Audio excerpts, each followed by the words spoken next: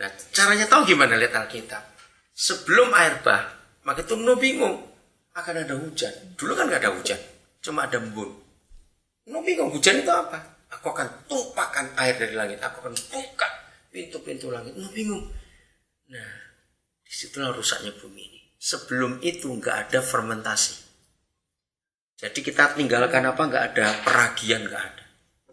Maka itu waktu mereka minum jus anggur nggak pernah beragi, nggak pernah beralkohol. Tapi setelah air bah, kok kenapa bisa mabuk? Nah, karena airnya rusak. Coba kita lihat aja. Es yang di kutub utara, kutub selatan, itu tawar atau asin? Walaupun kita nggak pernah ke sana, tapi kita tahu. Esnya itu loh, tawar atau asin? Tawar dong, air asin nggak bisa jadi es. Nah, bagaimana di lautan asin kalau ada air tawar segede itu? Nah, itu. Kenapa dulu saintis percaya bahwa bumi dulu itu menyatu, pulau-pulaunya ini. Benua ini menyatu semua. Kita percaya juga. Oke. Coba baca ke Wahyu 20 ayat Wahyu 20. Ya, Wahyu 20 ayat 20 ya 20 ayat yang ke pertama. 21, maaf.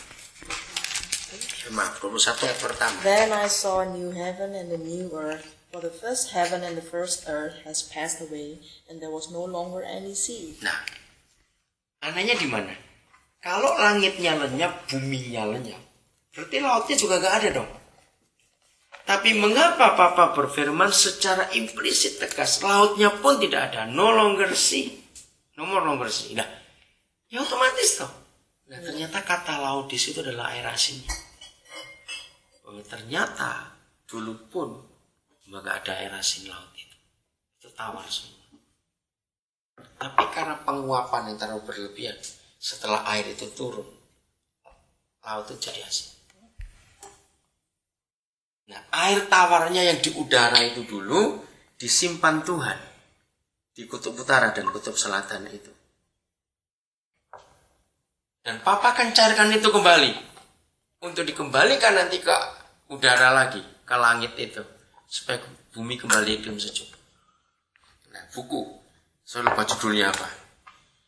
Tahun 54 itu ditemukan fosil mamut. Nah, mamut itu binatang apa?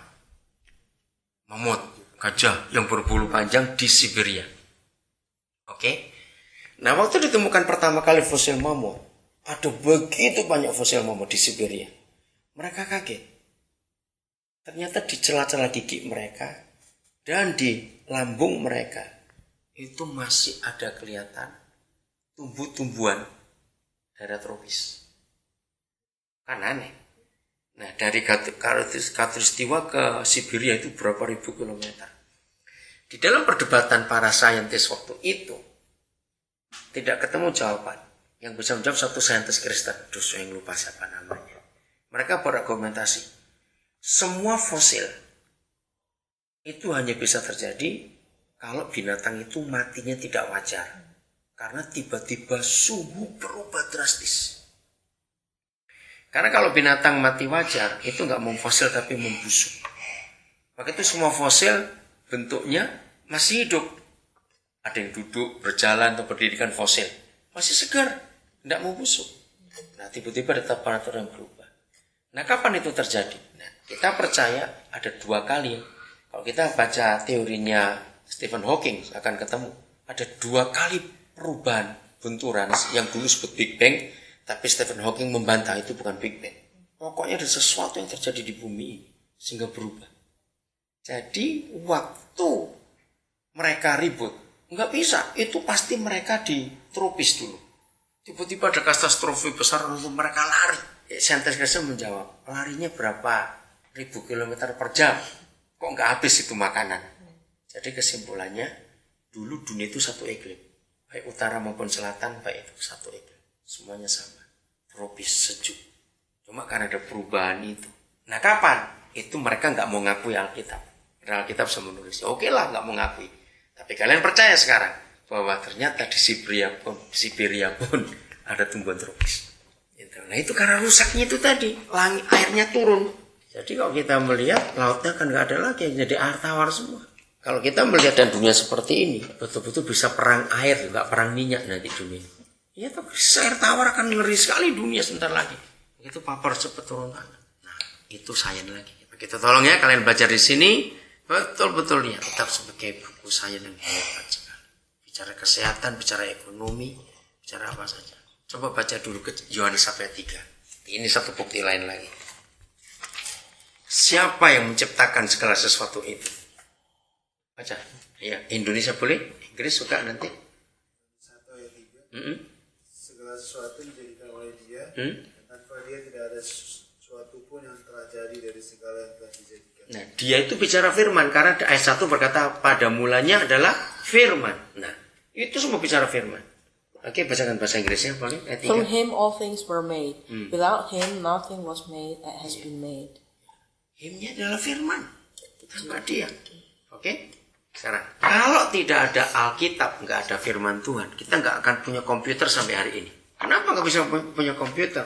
Karena kita nggak akan pernah punya mesin tik sampai hari ini. Loh, kenapa nggak ada mesin? Karena kita nggak akan punya mesin cetak di dunia. Mesin cetak itu ada gara-gara Alkitab. Gutenberg. Dia adalah penterjemah Alkitab. Nah, waktu dia permintaan luar biasa setelah reformasi itu, permintaan Alkitab luar biasa. Dia nggak sanggup nulis tangan.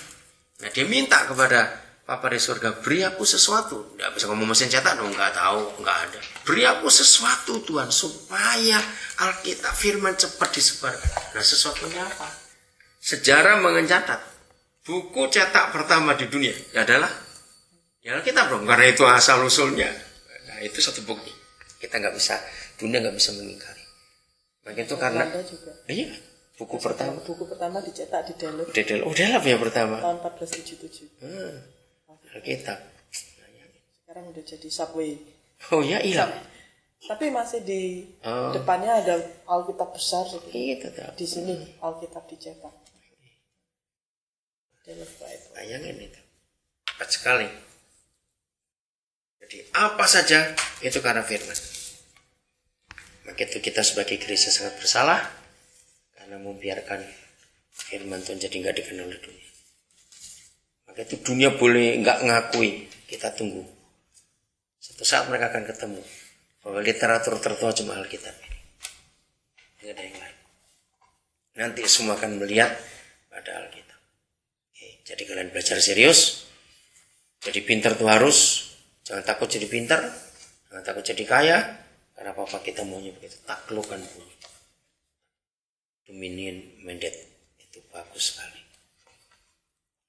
Berarti maju terus. Belajar yang rajin. Temukan banyak hal yang hebat di Alkitab. Makin hari kita akan makin kagum kita belajar dia bukan sebagai buku agama. Tapi sebagai buku pengetahuan. Dunia akan menjauh. Nah, caranya tahu gimana?